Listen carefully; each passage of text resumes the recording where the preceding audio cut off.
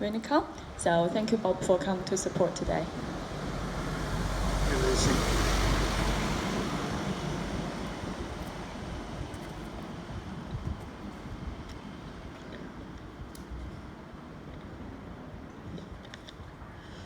The Epoch Times was my first contact with Falun Gong practitioners and all the freedom fighters who are fighting for freedom in communist China when I rang up the Epoch Times in Sydney over 15 years ago to ask them if they could supply a speaker to talk about the organ harvesting in communist China.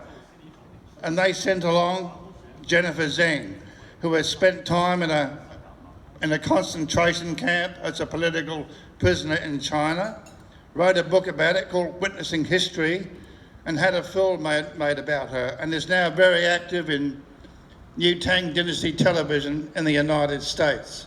What is happening in Hong Kong is what happens everywhere where communism takes hold. All free speech must be crushed, all dissident voices must be crushed. The Marxists don't believe in free speech, they never have. They say free speech is just a bourgeois concept.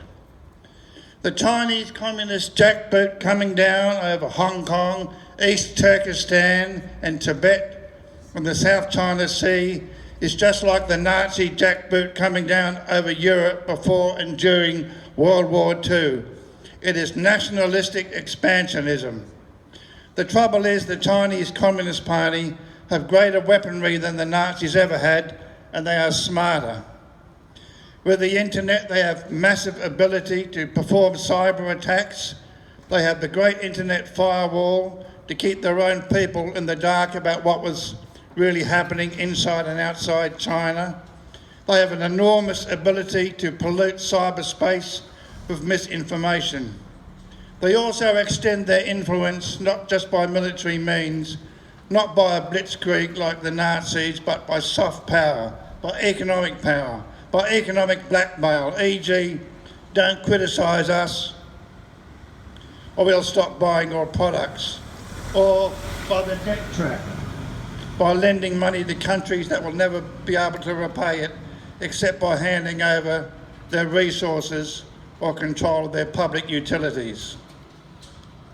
The Chinese communists, unlike the Nazis, also have a heap of fellow travellers in Western countries, some politically motivated, some economically motivated, who will support their expansionism. Generally speaking, business likes the Chinese Communist Party because it supplies them cheap labour, including slave labour.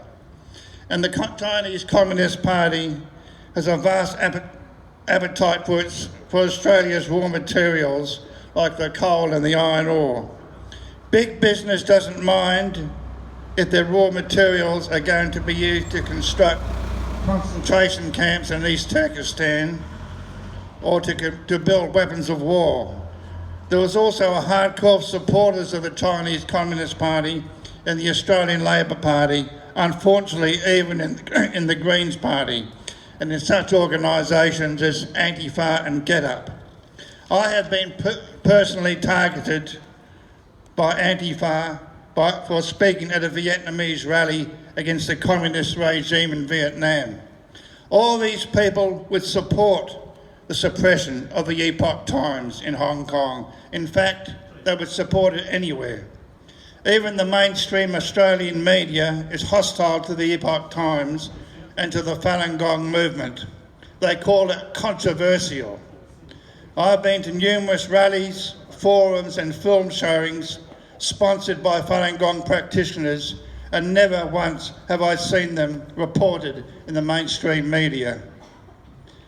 An example of the economic blackmail by the Chinese Communist Party is how Professor Clive Hamilton couldn't get his book, The Silent Invasion, about Chinese communist expansionism and influence in Australia, published by one of the major publishers in Australia because they were afraid of losing business in China.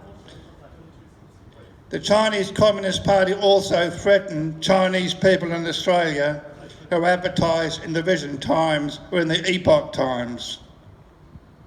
The Epoch Times is one of the few news organisations consistently telling the truth about China. The suppression of the Epoch Times in Hong Kong is part of a worldwide assault on free speech. The big tech companies like Google, Facebook and Twitter regularly censor political content that they don't agree with, to the extent of even Twitter even blocking the President of the United States, Donald Trump.